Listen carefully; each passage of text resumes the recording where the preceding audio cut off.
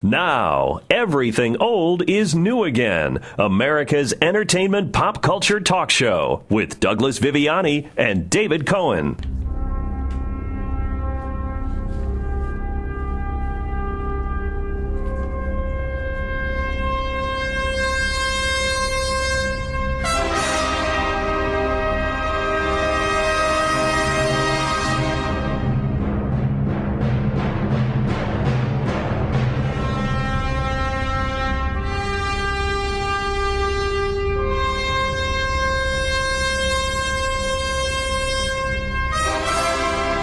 Welcome to Everything Old is New Again. This is Douglas Viviani with the rather lively David Cohen. Woohoo! All right, and we are going to discuss and examine robots in the movies this week, continuing our robot discussion from last week. There's a movie out that was out earlier this year, Ex Machina, and Terminator Genisys also has come out recently. The upcoming Star Wars movie is coming out, and all these movies we see stories that are involving robots. So do we have a robot craze? There's a robot craze in the movies, I would suggest, and there are lessons, or are there lessons, that can we learn about the human condition from these forms of artificial intelligence? And what about reality with regard to artificial intelligence? Where do we stand today? And how far are we from having a B9 or a Robbie the Robot? That's really what we're going to explore. B9, the robot from Lost in Space. Correct. So we'll talk about it. I'm curious to see if we can learn anything from robots at all, even including fictional stories. I'm pessimistic about it. Here's a little piece of 1951's Day the Earth Stood Still and how they used robots to teach us a lesson, possibly. There must be security for all, or no one is secure. Now, this does not mean giving up any freedom. Your ancestors knew this when they made laws to govern themselves and hired policemen to enforce them. The test of any such higher authority is, of course, the police force that supports it. For our policemen, we created a race of robots. In matters of aggression, we have given them absolute power over us. The result is we live in peace, secure in the knowledge that we are free from aggression and war.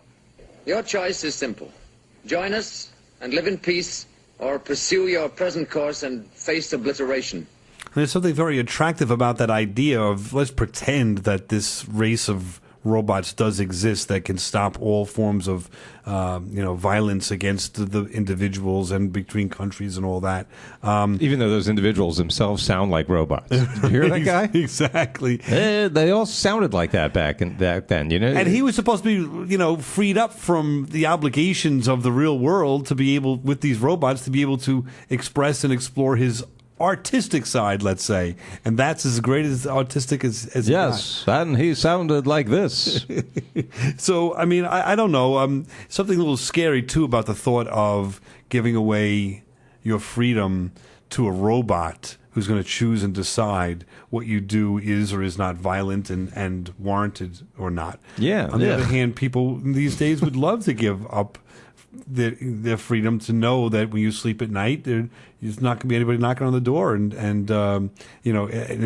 or breaking down the door to try to steal something. But will someone knock on the door that's called a robot that says you did something wrong that day and carry you away? So it's a double-edged sword, if that makes sense. Yes, it does. I think it's a pretty serious discussion, and when we talk about robots, we're not always serious. By the way, it's robot, by the way. I don't know if you heard that. Robot. I think Asimov said it that way, too. That's in the last right. show. That's robots.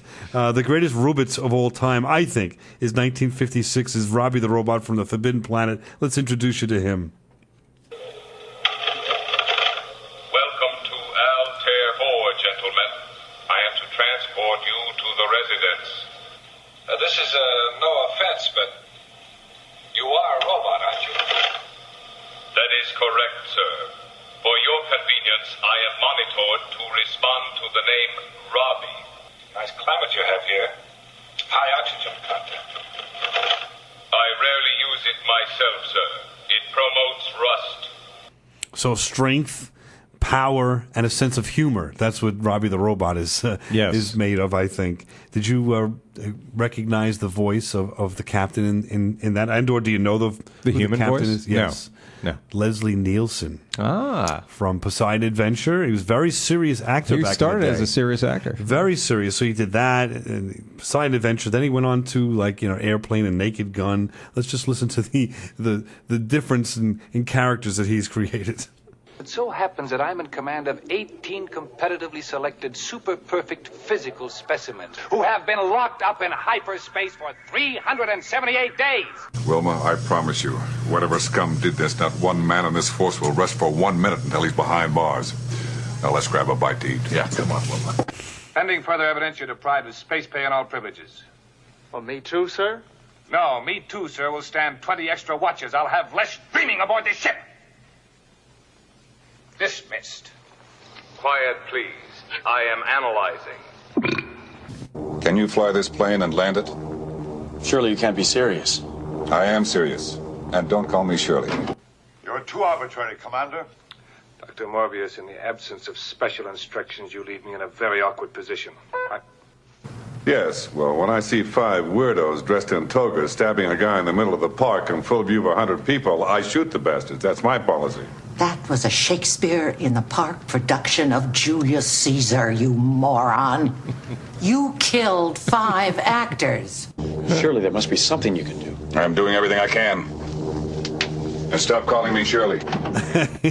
So, I don't know. I thought that was funny to juxtapose his career as a serious actor to Airplane and Naked Gun. Yeah. I mean, one of the few. Can you name any other actor that, I mean, I don't put you on the spot, but, the Started out serious dramatic and did some comedy? I mean, Spencer Tracy did Mad Mad World, but he wasn't funny in it. No, usually it's the other way around. It's the comedic actors that suddenly want to do something serious. Right. And he did comedy. I'm not saying he was great at it. They kind of set him up. I thought he was really funny. But he was very deadpan, and he worked it. He should have been a comedic actor his whole career. You think so? Yeah. I think it was hilarious. I wonder how Forbidden Planet would have been had he been playing it for laughs. Well, I mean, 50 years ago, it's kind of humorous, but... Well, Forbidden Planet was a great movie. I don't know if we've referenced it. It's a great movie. It's a movie that does teach a significant lesson about ego and the dangers of overextending your ego, if you will, and I would recommend it. It did introduce us to Robbie the Robot, and later on, those rules of robotdom that we talked about with Isaac Asimov we inferred last show, were broken and are broken on a regular basis to give us high drama. Let's listen to that in 2001, Space Odyssey. Open the pod bay doors, Hal. I'm sorry, Dave. I'm afraid I can't do that. What are you talking about, Hal? This mission is too important for me to allow you to jeopardize it. I don't know what you're talking about, Hal. I know that you and Frank were planning to disconnect me, and I'm afraid that's something I cannot allow to happen. Hal, I won't argue with you anymore. Open the doors. Dave, this conversation can serve no purpose anymore. Goodbye. Wow, and did you see 2010? No. Sequel to this? I did not. It was like 20 years later, written by Arthur C. Clarke as well, which is the author of 2001, and it starred Roy Schreider from Jaws. Roy Scheider. I can't really pronounce the name. And that movie, the second one, explained why Hal endangered and wanted to kill the astronauts in 2001. And it basically was miscommunication or reprogramming of the HAL computer by someone else.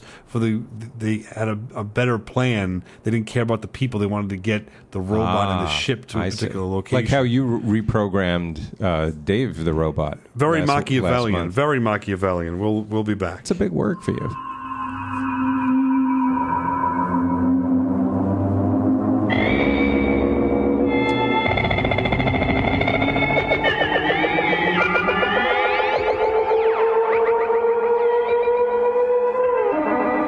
Reprogramming that what you call it, cyborg, or that robot that I had here was not my best work. I could say that much. But the robot was very impressive, I thought. Just to have a robot talking back and forth and having some sort of artificial intelligence where it could, it's kind of cool, kind of hold a conversation. I don't know if we can do that today. Do we have anything that can hold conversations today with you back and forth? Not today. Well, what about that phone of yours? What do you got on there? Anything that could... Siri. He's got the Siri. On the iPhone. Maybe we should investigate that later in the show. We'll take a look and see if Siri can have a conversation or interact and look at where is the level of artificial intelligence today on the commercial level or for the general public. What's the most significant thing that we can do with robots are artificial intelligence and vice versa. You've got to have artificial intelligence in a robot for it to work unless you're a Gigantor being controlled by a box, right? Right. So, even Roomba's got some form of artificial intelligence. Yes. Which I think is pretty cool. So, all right, we'll look at that, and we'll be right back on Everything Old is New again to continue our discussion of meaning in robot stories in our entertainment.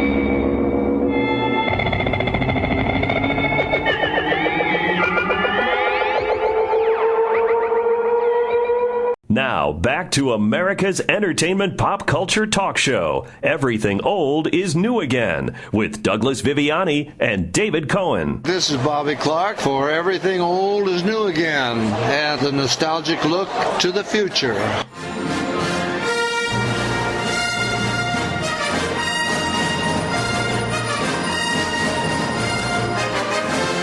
I bet you that's the first time that Bobby Clark, who played the original Gorn in the original Star Trek episode in 1966, was aligned with Star Wars, even though it's just the theme of Star Wars. How do you think he'd feel about that? I think he'd feel that he's made it. He's now being aligned with the greatest, or one of the greatest, science fiction movies of all time, and one of the most popular pop culture radio shows of all time. And that we're responsible for putting him together. Yes. How do you like that? Yes. With Star Wars. Pretty bizarre. But long story short, here you go. We've seen pie in the sky, meaning of, using robots for world peace and a fascination with Robbie the Robot. But is there more to robots than that? I mean, these stories that we see in our entertainment, it's got to be more significant in the movies than just Robbie the Robot running around and C3PO and R2D2. Do you think that they, I don't know, do you think they have any significance? Not really. No, I mean, not as far as, a significance that a robot can have. Right. I mean, they were funny, they were quirky, and they were in, iconic movie. Yeah, let's listen to them and see what they bring to the table. Hello. I am C3PO Human Cyborg Relations, and this is my counterpart, R2D2. We are here at the request of Master Luke Skywalker to record all that we know about the calamitous and quite spectacular events surrounding the fall of the Old Republic and the rise of the Evil Empire. That's a clip that I was able to achieve myself. They were actually talking to me at a convention, and no, I'm kidding. But that's not from it's not from a movie or anything. If you notice, it's an odd clip. Is, it's from like a promo that they use those two characters to catch you up to date through all the first 5 movies that there were, and that was before the 6th one was released. I think it's significant to say that those two characters are the only two that are known that are going to be have made an appearance in every single Star Wars movie, and there'll be 9 by the time J.J. Abrams is done. He's doing 3 more. So yeah, they're kind of Dr. Smith-ish, though, don't you? Yes. Or at least think C3PO is. No, absolutely. Let's listen to them next to each other. We can see how they sound. Though with you around, I never feel entirely secure. How dare you? Go switch off. How dare you? As for you, you jabbering Judas, henceforth our friendship is at an end. Just you wait, you deplorable dummy. There he is. There's our man, Jonathan Harris. I think you love him. I tell you, I just saw an interview recently on YouTube. I spent an hour and a half listening to him do a lecture. What's with the fascination? He was a fascinating individual in that he created that character. out of nothing, as you probably know. It was supposed to be right, off but a the lot show. of actors create characters. But then he helped to write, all those lines, and he basically took over the show. And more importantly, which is what I think is so interesting, that character was hated more than he was liked. And he's the only. If you think about science fiction, you got Star Trek, Star Wars. You got the TV shows Battlestar Galactica. You got Buck Rogers. You got all these things, and not one of them is there a character that is a coward. And he is an absolute coward that carries the day. Is that the I think it's connection fascinating. you feel and that that's the connection with me. I think it's incredible that he was able to do what he was only 3 years, but able to do what he did. And then when you hear him being interviewed, his ego is larger than Dr. Smith's ego on the show. Yes. And he'll outright tell you that. Wow. He was a fascinating guy that did a little bit of work, really just a little bit of work. 3 years, that's memorable. You don't really remember that business on Battlestar Galactica. That's true. He did nothing really else. He did a Saturday morning show as Dr. Smith, and it failed. Right. So I think he did kind of nothing but made tons of money. Is he still alive? No, he passed away. He would be. I would love. Have him on the show. I guess what I'm saying is he has so much personality. Real life personality that he makes everything he did interesting. Right. And he's really, the work he did was really not that great. I hate to say it. God love him. But he really, that's why I said the juxtaposition of the two is amazing to me. And I really think that C-3PO takes after Dr. Smith, and I would not doubt that in some way he was thought of. Really? I don't know. You could hear that. They won't say the same lines. They would say the same things. That's true. Anyway, let's talk about back to Star Trek here. That is a good analogy, Douglas. Thank you. I thought I disassembled that robot. Let's listen to Star Trek, the first movie that people hate. A life form of its own. Conscious, living entity. Planet populated by living machines. V'ger has knowledge that spans this universe. And yet, with all its pure logic, V'ger is barren. Cold. No mystery. No beauty. This simple feeling is beyond V'ger's comprehension. No meaning. No hope. No answers. It's asking questions.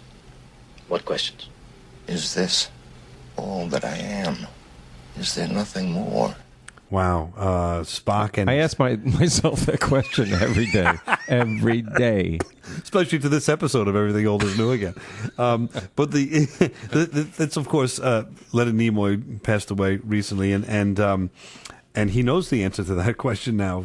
Get serious about it. But he in that show, this is the first movie that was presented before Star Wars came out, 1979, and everyone hated this movie. I would say to you that if you cut that movie down to like an hour episode of Star Trek, it's a great episode. There's so much nonsense in that episode, in that movie, that ruined it. But that, what I think is significant, where what he's basically saying is he's met this artificial intelligence, robot if you will, that has spanned the galaxy, has knowledge of everything, knows it's fantasy, of course, but knows everything there is to know in terms of facts and science and history and whatever.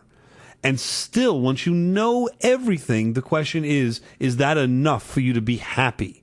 And this particular being, this robot, it was completely unhappy. It was going to destroy the world, destroy Earth, because it was completely unhappy and didn't understand the simple idea of brotherhood or love or relationship or companionship or even a simple feeling of holding someone's hand. Interesting. So I think the concept is beyond the scope of this show, of course, and what civilizations have been searching for answers since the Egyptians and before. But I think that's a story about a robot that I think at least explores this, where it says, listen, even Spock character, when there's complete and utter logic and only logic, or like this V'ger character with this robot with his only and nothing else, only intelligence, there's no happiness in life. Does that make any sense? It does to me. I know the feeling of just knowing everything and having no friends. Yeah, it's tough, man. And I tell you, the robot that I had created that we saw last episode of Everything Old is New Again, it doesn't know that feeling because it didn't know a lot. Right, he didn't. He had a lot of gaps. Fascinating. I got to listen to that again.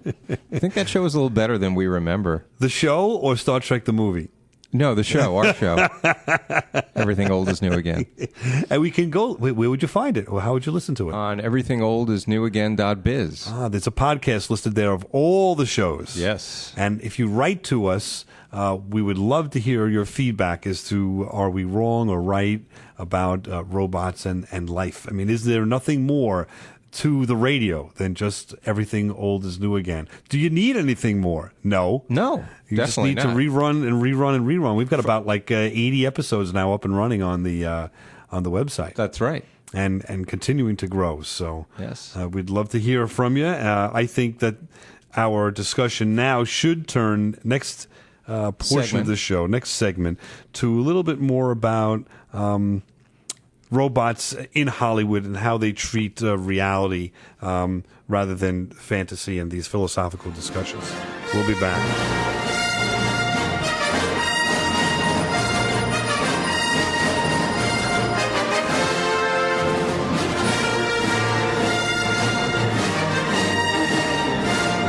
Say, Charlie, why the arm in the sling? Yeah, I walked straight into that busted street sign in front of Frank's Automat. Well, you must have been really sore at him. You said it, pal. I said, say, what's a big idea making a fella trip out there? I was gonna sock him right in the kisser. He's all wet. Why, you ought to sue him, Charlie. I have half a mind to do just that. But where am I gonna get that kind of dough? Say, I know a fella just got me out of a big jam, and he didn't break the bank. You don't say. Yeah, the law office of Douglas Viviani. The law office of Douglas Viviani? That's right, the law office of Douglas Viviani. Viviani. That's what I said, Viviani. He a straight shooter? He's a cat's meow. He's on the up and up? Doug's ace is with me. Is that so? He's the bee's knees. Well, that's just swell. You have his number? You can call him at 631-681-1910 or email him at vivianilaw.com. Wait, what was that last part? What, email? Yeah, what's email? vivianilaw.com. You're listening to Everything Old is New Again, America's entertainment pop culture talk show, with Douglas Viviani and David Cohen. MGM presents Westworld. The ultimate resort. And Westworld. Lawless violence on the American frontier of the 1880s. And peopled by lifelike robot men and women. Our robots are programmed to provide you with an unforgettable vacation. Our technology is designed to provide all this in complete safety, where nothing can possibly go wrong. I'm shot. Go wrong. Raw. Go wrong. Oh, my God. Shut down. Shut down immediately. Yul Brynner in Westworld. That was big hit back in the day in the 70s. That was a tremendous turn for robots as well to be the villain, and they just wreaked havoc, just as the dinosaurs are now. I mean, robot heyday, I guess it was in the 70s. Everyone was making robot movies left and right, and this Westworld was something that I remember was a theme park, and the robots were going crazy, killing people, just like the dinosaurs now in the theme park in Jurassic World. Right. It's the same kind of thing. Remember the Stepford Wives? That was pretty sick, too. Yes, another one. They turned out to be robots. Yeah. Ruined the ending, but yeah. So we're back talking about reality and robots, and Yul Brynner's robot had artificial intelligence and it went awry, and the question then is, where are we with robots now? Do we have any need? Dave, do you have a need for a robot at all in your life? Are you kidding? I'd love to have a robot. You would? What would you want it to do? Where do I begin? Cook me dinner. Okay. You think a robot could cook you dinner, though? I guess we're presuming we're presuming they can do it. If you're talking like beyond a Roomba, right? Yes. Right. Cook me dinner. Shave my face every morning so I don't have to do it. I don't know about you, but as I'm getting older, I can't sleep through the night without getting up 100 times to go to the bathroom. How about a robot just to roll me over so I can just relieve myself in a bedpan next. I mean, how cool would that be? Or just lift me into the bathroom, hold me up, and I would love to have a robot to get up in the morning and take my kids to school. That's what I got to do. I mean, this is a project and a half. I don't think you understand. Do you understand? A 3 and a 6-year-old, when they don't want to brush their teeth and they think it's a game to go hide, and you got to get to court, and I got to get them into school on time, and I got to find them, and they're laughing and they love it, and you got to be the ogre to say, no, get over here and brush your teeth. You become like a jerk, because the clock is. So it's ticking. getting them ready for school, not driving them to school necessarily. That's true too, getting right? Them getting them ready is the worst. I can see that. God, and you know what I do now with this is supposed to be a secret. I shouldn't say, but these kids are supposed to get dressed themselves, especially the 6-year-old, right? Right. But it is such a project that they give such a hard time, and the 6-year-old, I call it a lollygag. She takes forever to put her clothes on. I can't deal. So as a way of waking them up, I'm putting their socks on, I'm putting their shirts on, I'm putting on their... So when they wake up, they're basically, they're dressed. So you are a robot for them. That's the only way I can get it to work. Dad the robot. Exactly. Oh, man, if I could get a robot to do that. And you don't think the kids would be scared, though, by a robot?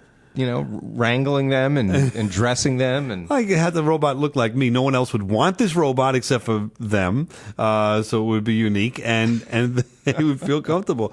In today's world, we don't have much. We've got a Toyota violin-playing robot created in 2007. I think that's pretty cool. It was at the Shanghai World Expo, but I mean, it plays a violin. That's cool. But they're not doing anything to help us on a daily basis. No, and you got the Mars rover. We've talked about that previously. Right. That's but what's that doing really? It's taking pictures and sending them. Okay, and you got this thing, ASIMO, ASIMO. Yes. You've heard this? Oh, of course. Okay, it's Honda's robot that's an advanced step in innovative mobility. It walks.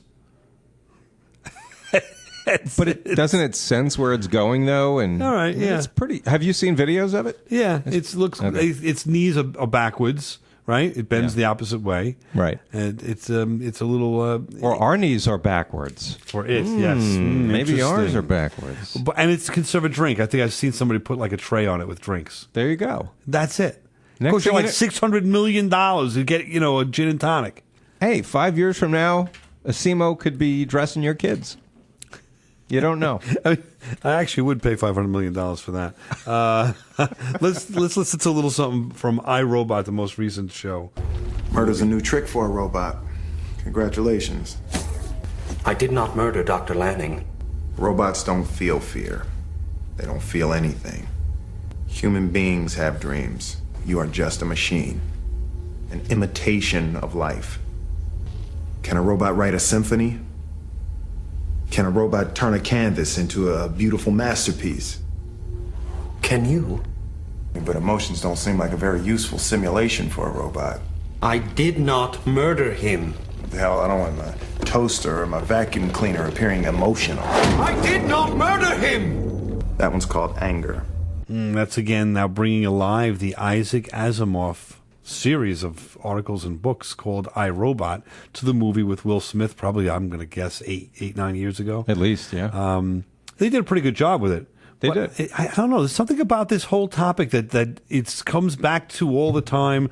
Robots, are they alive? They're coming alive. Are they going to be sentient or not? If they do, what are they going to take over? I don't think any of it's ever going to happen. I think it's tired. I think 1942, when he wrote that, it was interesting. I think now in 2015, all right already. What the heck? But robots are writing symphonies.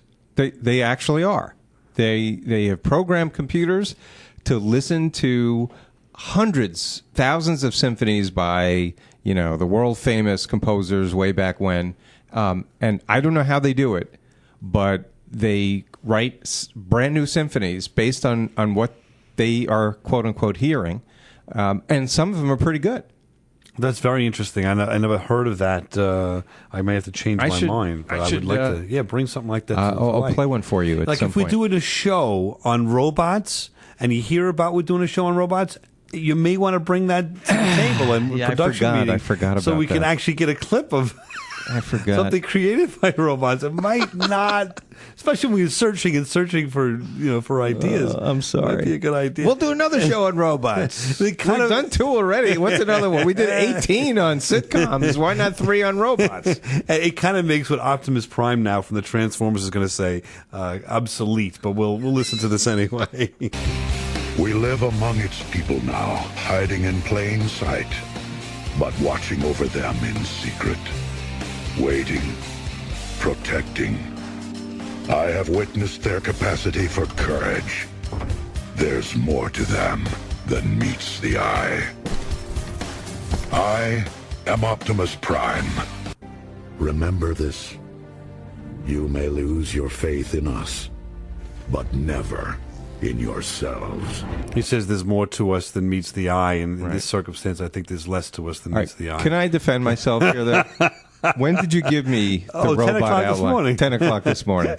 So if I would have known you were playing that clip, I would have triggered, like, oh, yeah, right, I forgot about that. Let's put it in the show. You didn't give me a chance. True. I'll just correct you. The clip I didn't play a clip about that robot that we talked about, this Simi, whatever this thing is, this Ansimo. I read about it, but you're right. I could have given you a little more advanced warning than that. So how about we do another show a long time down the line and see what kind of symphonies these robots have created. I'd love to see it. I would love to hear what's going on with that. Absolutely. And we'll be right back.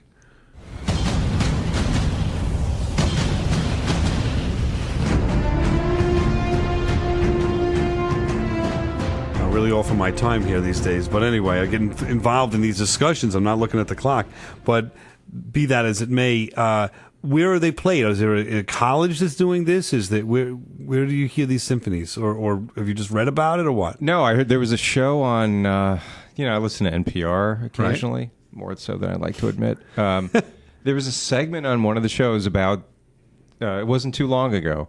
And I don't know if these symphonies have been widely released. I mean, it's more like just for research and experimental purposes. So I don't think it's at the point now where, there's a new CD out of new. Okay. So, but it is a good point that the robot makes back talking to Will Smith saying, can you, create a symphony? The potential is there for a human being to be able to do that. A robot, in theory, could not. They did that on Star Trek as well, with Data-created music, and it was so robotic, it was so plain, it was so bland, it had no spark of creativity in it. That's why I'd like to hear this to see. But even if so, what that probably would be is an amalgamation of the creativity of Mozart and Bach and whoever. But isn't a human composition basically the same thing? Well, right? I don't know. That's a real good question. We're influenced by everything we hear. Right. So it's a good topic to discuss way down the line on Everything Old is New Again. Like next week? Yeah, it could be. And we'll see if we can find some of those. I think that would be really interesting, because other than that, I don't see much going on with robotics. What about CGI? Is that's kind of, I mean, it's computer, yeah, it's robotics. It's really the biggest thing we have is Siri. So when we come back from the commercial break, we will talk about Siri and try to investigate this topic a little further.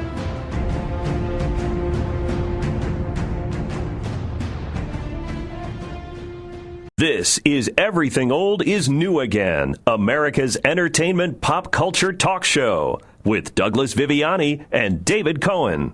I wasn't involved in the making of the film.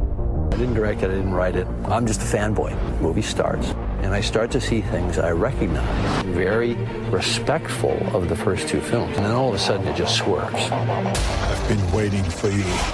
And now I'm going on a journey.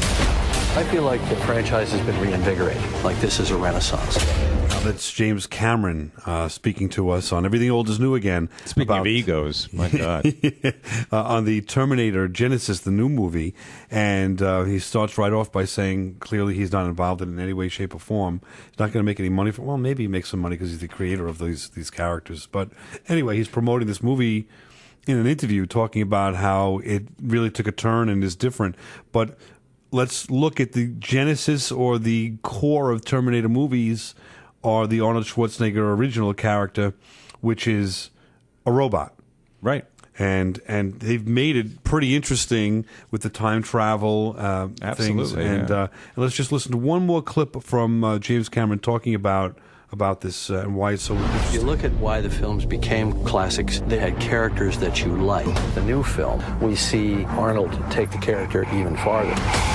Everybody responds to Sarah Connor. For women, I think she represents a kind of empowerment. And yet there's a vulnerability there because that strength comes at a price. We went from, in the first film, the Terminator being the worst badass in history, to in the second film, him being almost a father figure. What have they done to my son? Survive was what you taught me. It's pretty cool because you got to riff against expectation. It's all about the twist. If you like the Terminator films, I'll be back. You're going to love this movie. You can't get a better promo than that. No, really, of right? course, right. He really sets it up, and obviously he's an author and he knows these characters. But the people that have created this new movie have to be happy with his response. I would think that's so. the creator Yeah. of this whole thing, That's talking right. about the twists and turns. He hates the movie 3 and 4 in the Terminator series, and he wants this one to be treated as the third movie in the trilogy. Yeah. Whatever Well, it's we'll worth. see. But I mean, again, it's about characters. Right. It's about interaction, and it's about time travel. Let's not forget there's a time travel element to this, which you could really get lost in unless you watch these movies in a row. You Like have sitting to. here right you now, have to. You it's- can't just come in the middle, right? Right, and I think time travel is a lot of fun, and I think that's something not to be ignored. We'll definitely do a number of shows on time travel. I think it's very interesting. I think. Well, we have. We just don't know it yet. Interesting. How many shows did we do? We did 3. Now, let's turn from that, which is Hollywood, talking about the Terminator. I'm looking forward to seeing it. I haven't seen it yet, and I think it's going to be a lot of fun, and it's going to reinvigorate more discussion and more use of robots. But let's talk about but these robots are wielding guns and they're morphing and more it's more fantasy than anything. It's never going to happen. Come on, or not in our lifetime, clearly. But in our lifetime, we've got Siri, and we had a question in the last segment of our show that you had answered, which was very interesting about robot. It's really the robot, but artificial intelligence creating a symphony. Right. And through the power of robotics, what happened? Right. Well, when we were at the break, I used my iPhone. I Googled symphonies composed by computers, and believe it or not, I have one I can play right So now. you have, by doing that, we've avoided the need to have to do another show about robots, which our listeners, I'm sure, are very thankful for. So let's hear a little of them. Very yeah. So curious. this was apparently, I just read this really quick. A supercomputer was fed all these classical symphonies, and in under 1 minute, spit out an entire symphony. And here, part of it is being played by humans. So this is over an iPhone. Let me just play it for you. We've never heard this before, you and I, right? Okay.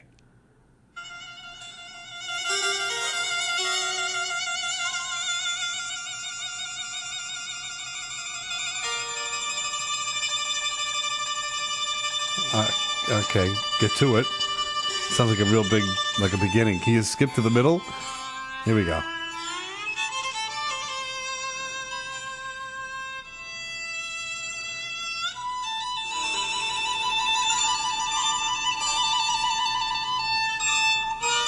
What did they take? Flight of the Bumblebee is one of the ones that he wanted to emulate? I don't know. Well, in addition to this, though, I know I have heard stories on the radio about this, and they've played some symphonies. No, that it's computers have pretty generated. impressive.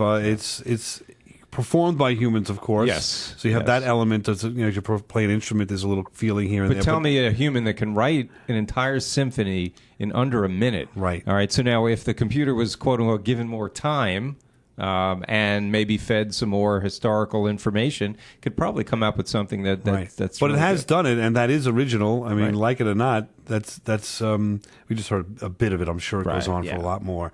But that's very interesting. It's something I would like to see now what Siri can do. We've got our Siri expert here. Can you ask Siri, Well, I don't know if I'm an expert. But, all right, yeah, ask sure. Ask Siri, what are you a robot? I guess that would be the first Let me question. make sure I can get. Here she is. Okay. Oh, she misheard me already. Hang on a sec. Siri, are you a robot? I'm not sure what you've heard, but virtual assistants have feelings too. Cute, right? A virtual assistant, huh? All right. Well, how about are you an artificial intelligence? Maybe that's a little better. Siri, are you an artificial intelligence? I am Siri, your personal assistant. Yeah, not a great answer there. All right. How about if we ask her if she's a robot? Okay. I think we did that. Siri. Oh, did we? Wait. Oh, well, I'm sorry. Now you're not even listening to yourself these I'm not days. even hearing myself anymore. Oh, try it, though, because it could be a different answer. I'm sure it would be. I'm sorry. She couldn't understand me because I was babbling. Siri, are you artificial intelligence? Close enough, I'd say. Yeah, it's kind of non-answers, right? All right. How about, well, let's ask her, how she feels about things. Hey, what's a favorite actor? Siri, who's your favorite actor? Oh, don't make me choose. Yeah, cute. Right. Do you like Star Wars or Star Trek? Which one do you like better? Siri, do you like Star Wars or Star Trek? I have not seen Star Trek. Interesting. So she's seen Star Wars. Do you like Star Wars? Siri, do you like Star Wars? I have not seen Star Wars. Oh, well, there you go. Okay. How about Big Hero 6? Siri, have you seen Big Hero 6? Okay, I found this on the web for Siri. Have you seen Big Hero 6? Yeah, so there you go. Wait, what about... Okay, how about some personal questions? Okay, go ahead. Siri, who's your favorite actor? Well, I think Hal nailed it in 2001. All right, there you go. That's a nice one. I was told to ask her this. Wait, hold on a sec. Beam me up, Scotty. Can I see your badge, please? Nice. Try it again, because I think it did a different one. Answers that question differently. Beam me up, Scotty. Shoo that fly away first. Interesting. A reference to The Fly.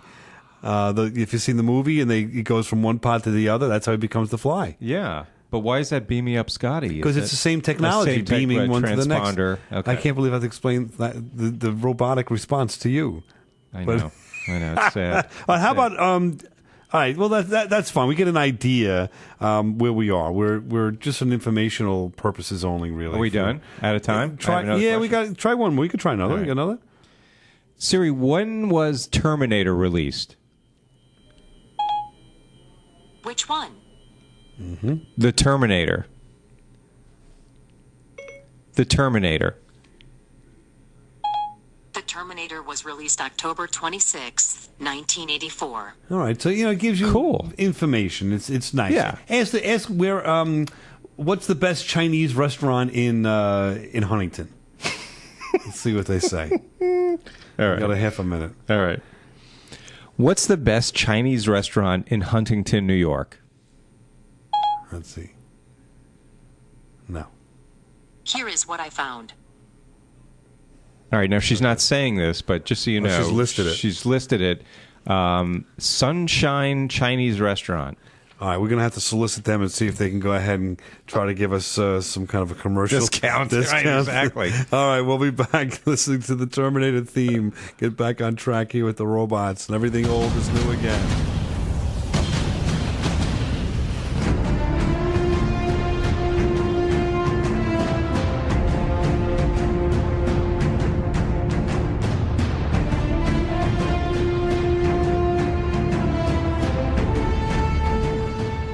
All right, so that's the state of robotics and artificial intelligence today. Again, doesn't mean it's going to get any better, but it should get better in time, I would presume. You got the symphonies being created. You've got information that you can get out of a computer. You've got a computer that does the best thing, or a robot does the best thing that I could think of right now is mopping and the floor and vacuuming the floor. I think that's the best use that we can get to this day. Did we miss anything? I think we've exhausted the robot subject. I think we did too. We're happy to have you on Everything Old is New Again. Please tune in next week to us. We have a continuing discussion of America's pop culture entertainment world. It's going to be a lot of fun. Come on back.